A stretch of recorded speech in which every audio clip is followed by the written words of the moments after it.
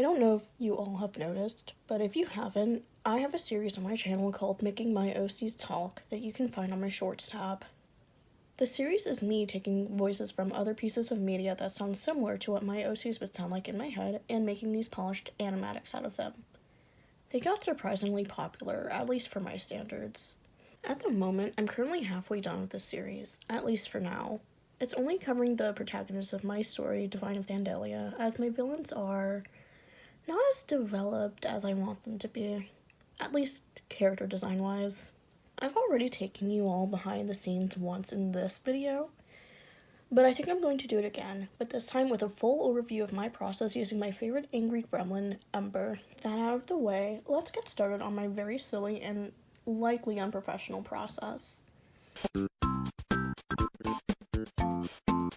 The first thing I like to do is decide on the audio I'm going to use. Now, this part is going to look different for everyone, but for me, I've had an idea for what Ember would sound like for almost around 2 years. But if you're still unsure, there's plenty of resources for you to find on YouTube, Pinterest, Instagram, TikTok that have plenty of characters to choose from and their subsequent audio clips. For me, I chose around 3 audio clips from the character Katra, as that's what I imagine Ember sounding like the most. I did add an extra so we could get Ember's vulnerable side. I do usually tend to make sure the audio clips somewhat match the personality of the character, even if the characters themselves do not have the same personalities.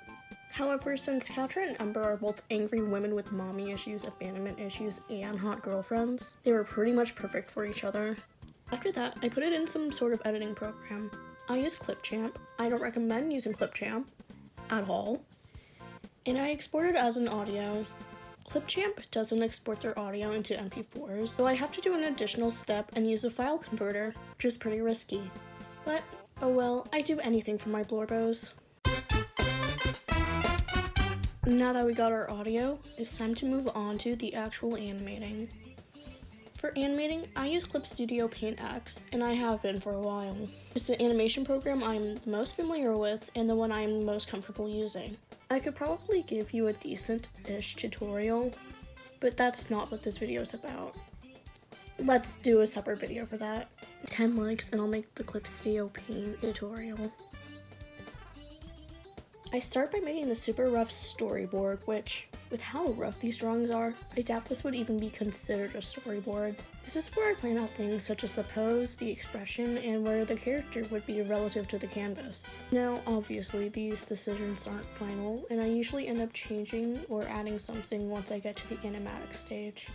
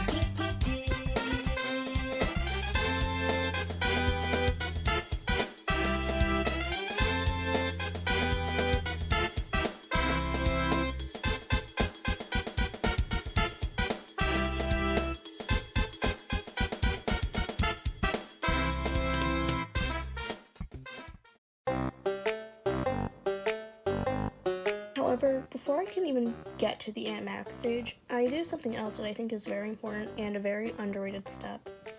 Getting reference. I usually get references similar to how old Disney animators would get reference. They'd record real-life actors. Now, since the only real-life actor I have access to is myself, I'm not going to show you all the videos I got. That will have to wait until I get 100k subscribers, which, at the time of writing this, I am far from getting. But hey, I'm not complaining honestly, you guys are awesome and oh, I'm getting off topic. Oopsie. Now that I have my reference, I'm ready to move on to the longest, yet the most rewarding part of the process, the animatic stage. The animatic stage is where I usually make the character come to life. I have a reference of her on standby that I use, though I sometimes miss some details, so I have to go back, and it ends up being a pain. One thing I would also personally recommend, do not make every drawing perfect. For the love of God. Especially if you're making an animatic with quicker movement. I did not follow this rule and ended up being a silly little perfectionist.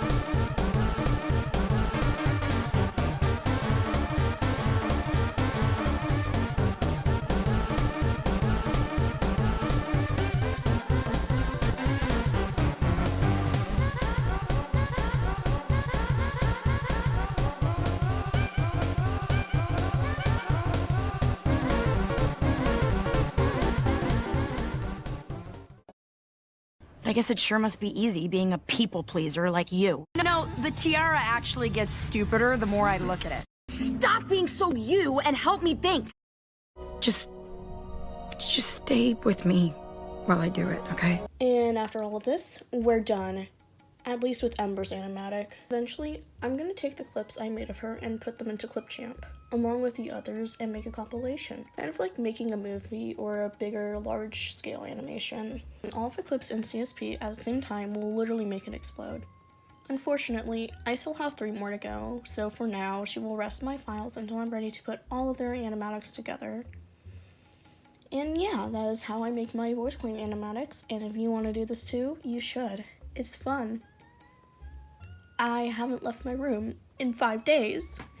One of these days, I would love to turn these animatics into actual bona fide animations, and if you want to see me do that too, then subscribe, because that's totally how that works, I think.